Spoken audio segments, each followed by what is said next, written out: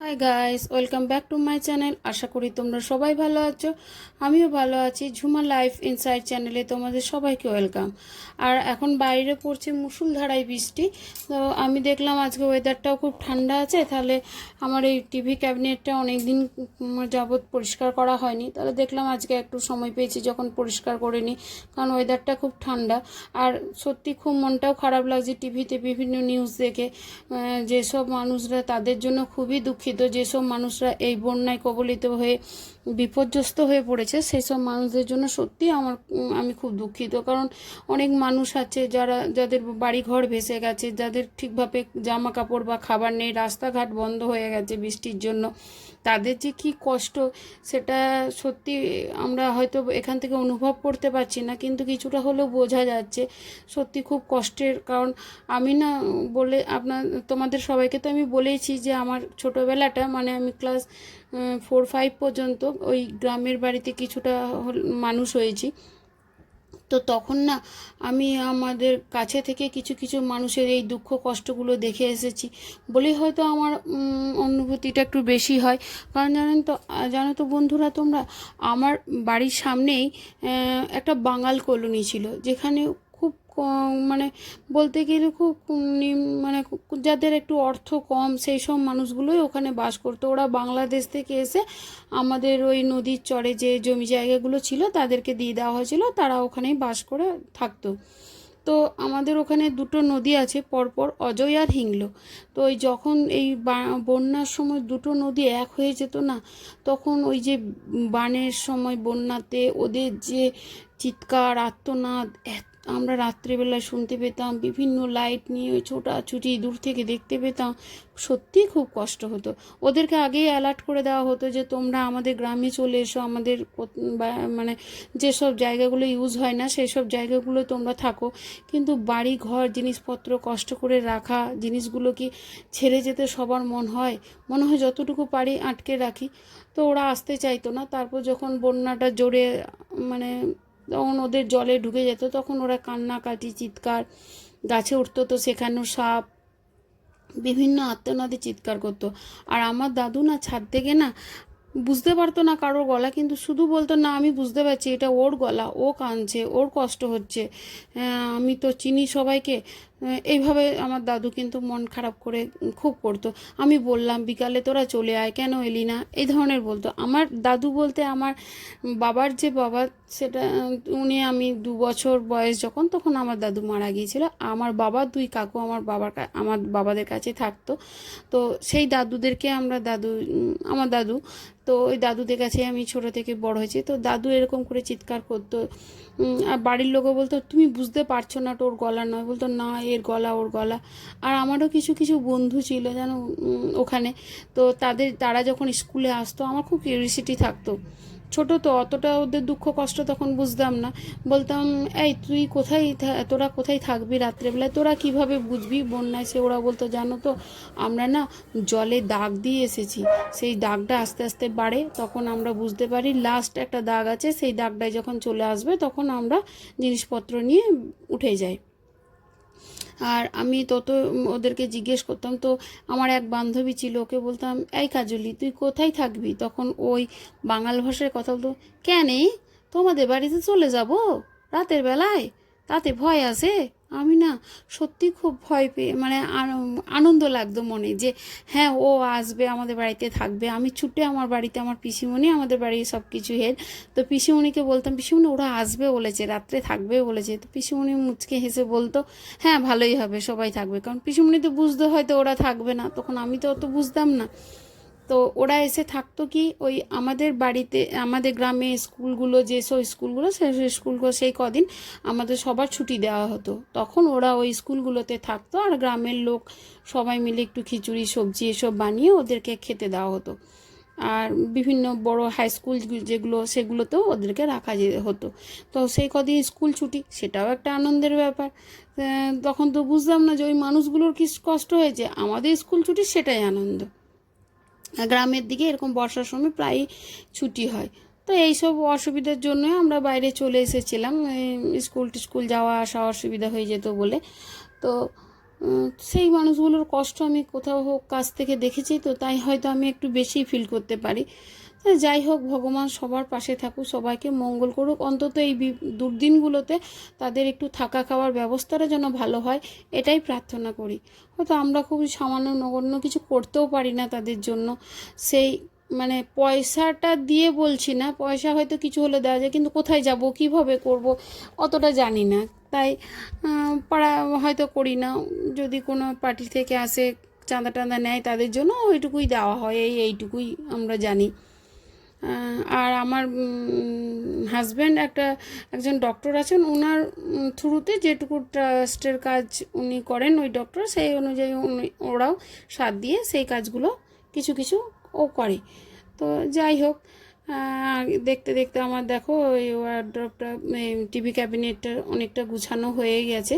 আর এদিকে রান্নারও তাড়া আছে। কি হয়েছিল জানো তো, সকালে যেই শুনলাম ছেলে এত বৃষ্টি পড়ছে, স্কুল যাবে না, আবার শুয়ে পড়েছিলাম তিনজনে। তো আবার ঘুমিয়ে গেছি, অনেকটাই বেলা হয়ে গেছে। তারপরে দেখলাম আজকে এত সুন্দর ওয়েদারটা আছে, ঠান্ডা ঠান্ডা, এই জিনিসগুলো গরমে মোছামুছি করতে কষ্ট হয়, তাহলে একটু মুছে নিই, এই বলে তারা এগুলো মুছতে গেলাম। আর ওদেরকে, বাবা ছেলেকে টিফিন খাইয়ে বসিয়ে দিয়েছি, কেউ একজন ল্যাপটপ একটা ডেস্কটপ নিয়ে বসে গেছে। ওরা আর এইদিকে আসবেও না, আর কিচ্ছু বলবে না, যে যতক্ষণ আমি না ওদেরকে মানে একটু নড়াবো, ওরা ওভাবেই বসে রয়ে যাবে।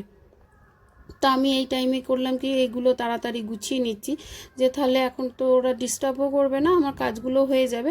আর রান্না তাড়া আছে বলে একটু তাড়াহুড়ো লাগছে, কারণ বেলা হয়ে গেলে দেখবে আমাদের সকালটা না খুবই তাড়া থাকে, তো তার মধ্যে বেলা হয়ে গেলে আরও যেন একটা টেনশনের কাজ করে, যে কখন আমি টাইমে কাজগুলো সেরে উঠব, কখন করব। আর এদিকে আমার বেলকুনিটা পুরো জলে ভরে গেছে, জামা কাপড় তো কিছু মেলাই যাচ্ছে না, ঘরের মধ্যেই রাখা হয়েছে, মানে খুবই একটা বিধিকিচ্ছিরি ব্যাপার ঘরের মধ্যে হয়ে আছে।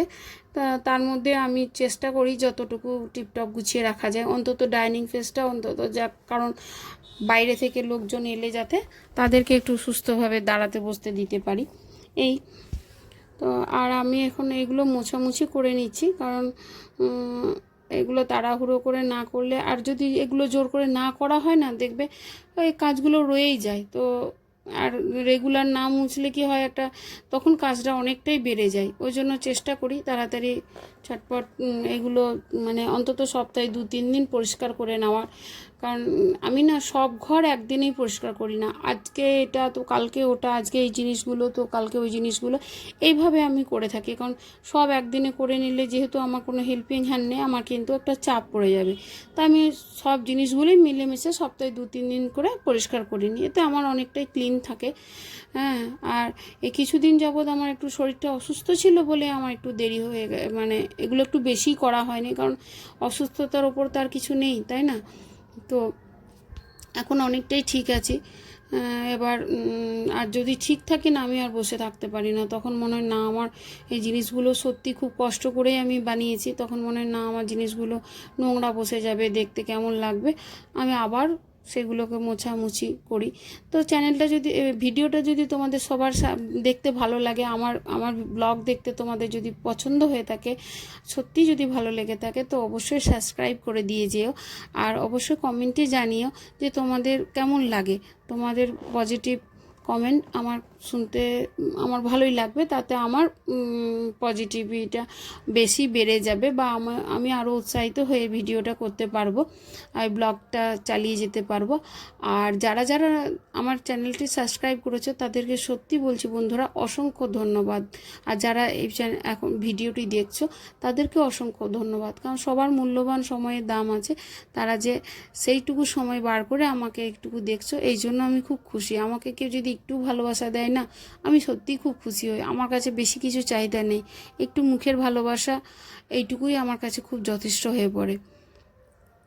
তো দেখো আমার মোটামুটি সব গোছানো প্রায় কমপ্লিট, এখন আমি চলে এসেছি রান্নায়। আর রান্না যেহেতু বাইরে পড়ছে মুষলধারা বৃষ্টি, তাই খিচুড়ি তো বানাতেই হবে, তাই আমি আজকে বানিয়ে নিয়েছি খিচুড়ি, কিন্তু আজকে বানিয়েছি সেদ্ধ চালের খিচুড়ি। আর ছেলে কিন্তু খিচুড়িটা সেদ্ধ চালের অতটা পছন্দ করে না, ও গোবিন্দভোগ চালেরটাই পছন্দ করে, আমার আবার সেদ্ধ চালেরটা পছন্দ। আর আজকে গোবিন্দভোগ চালও বাড়িতে বাড়ন্ত ছিল, তা আমি দেখলাম তাহলে ভালোই হলো, আজকে সেদ্ধ চালেরটাই করি। আর এখানে খিচুড়িটা প্রায় হয়ে গেছে। ঘরে যা সবজি ছিল সেই সব সবজি দিয়ে আর 2-3 রকমের ডাল দিয়ে সবজিটা বানানো হয়েছিল। আর এর মধ্যে দিয়েছিলাম ওই পেঁয়াজ, আদা, রসুন, টমেটো, আর একটু জিরে গুঁড়ো, ধনে গুঁড়ো, এসব মশলা দিয়ে সমস্ত কিছু একটু ভেজে নিয়ে দুটো শুকনো লঙ্কা, তেজপাতা এগুলো দিয়েছিলাম। এগুলো দিয়ে খিচুড়িটাতে লাস্টে একবার ছকে নিলাম। আর দিয়েছিলাম একটু বাদাম ভাজা আর গরম মশলা, আর দিয়েছিলাম জিরে ভাজার একটু গুঁড়ো। এটাতে আমার অন্তত খুব সুন্দর একটা ফ্লেভার লাগে, খেতে ভালো লাগে। আমি এটা জানতাম না, এটা দেখলাম আমার ভাইয়ের বউ একদিন দেখছি দিচ্ছে, ওর খিচুড়িটা খেতে আমার খুব ভালো লাগে। তো আমি বললাম এটা দিলেই, বললো না দিদি এটা তুমি দিয়ে দেখবে, খুব ভালো লাগে। তো তখন থেকে আমিও দিই, খেতে বেশ ভালোই লাগে। তোমরাও দিয়ে দেখতে পারো বন্ধুরা, খেতে কিন্তু টেস্ট হয় আর খুব সুন্দর একটা গন্ধ বেরোয়। তো সেই জন্য আমি এটা বানিয়ে নিয়েছিলাম। আর হচ্ছিল আমার আজকে বেশি কিছু করিনি, মাছ ভাজা, পাঁপড় ভাজা, ডিমের অমলেট। আর এই খিচুড়িতে আমার একটা খুব প্রিয় জিনিস হলো পেঁয়াজ পোস্ত। পেঁয়াজগুলো কুচো করে কেটে যে পোস্তটা, সেই পেঁয়াজ পোস্ত আমার খিচুড়ি দিয়ে খেতে খুব টেস্ট লাগে। তো পেঁয়াজ পোস্ত হয়েছিল। আর ওই আর তেমন কিছু না, চাটনি, পেঁয়াজ পোস্ত, ডিম ভাজা, মাছ ভাজা, এইসব। ডিম ভাজাটা ছেলের জন্য, ও তো মাছ খাবে না। আর মাছটা কিন্তু ভাই ইলিশ ছিল না, আমার এমনি কাতলা মাছ ঘরে ছিল, সেটাই রান্না করেছিলাম। কারণ ইলিশ আনতে গেলে বেরোতে হবে, আর প্রচুর বৃষ্টি পড়ছিল। তো আমি বললাম আর বেরোবার দরকার নেই, যে মাছটা আছে ফ্রিজে ওটা দিয়েই চলে যাবে। এই জন্য আর খিচুড়িটা আমার অলরেডি হয়েও গেছে, অনেকটা বেলাও হয়ে গেছিলো। তার মধ্যে ওদেরকে একবার হাঁক মেরে দিয়েছি চান করতে, ওরা চান করতে চলে গেছে। আর আমি অলরেডি আমার রান্না বান্না প্রায় কমপ্লিটের দিকে, অনেকটাই হয়ে গেছে। আর খুব তাড়াতাড়ির মধ্যে রান্নাটা করেছি, এত তাড়াতাড়ি যে আমার রান্নাটা হয়ে যাবে বুঝতে পারিনি। হয়তো বেশি কিছু ছিল না, তো খিচুড়িটা চাপিয়ে দিয়েছিলাম, নিজের মতো হয়েছে। আর এগুলো অতটা বেশি কিছু কাজ ছিল না বলেই হয়তো তাড়াতাড়ি পারলাম। তাছাড়া আমার খুব টেনশন ধরে গেছিলো যে ঠিক টাইমে আমি পারবো কি না।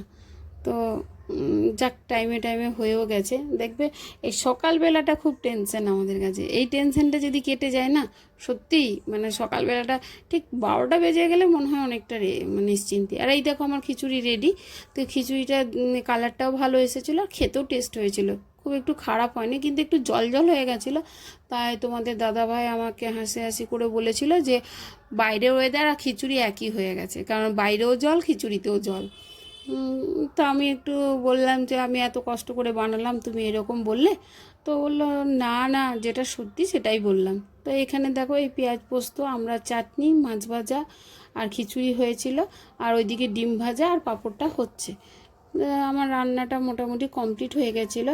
আর সময় পেলাম তখন আমি ভাবলাম একটু বাসনগুলো আমি ধুয়ে নিই। মোটামুটি সব বাসনই ধুয়ে নিয়েছিলাম, কিন্তু তাও তো রান্নার কিছু বাসন দু একটা রয়েই যায়, সেইগুলোই আমি এখন ধুয়ে নিচ্ছি। কারণ পড়ে থাকবে, তো সে আমাকেই তো করতে হবে, তার জন্য আমি করে নিলাম। আর ভিডিওটি যদি ভালো লেগে থাকে অবশ্যই কমেন্টে জানিও, আর সাবস্ক্রাইব করে দিও, আর লাইক করো, শেয়ার করে দিও তোমার বন্ধুদের সঙ্গে। তোমাদের সঙ্গে দেখা হবে আবার একটা নেক্সট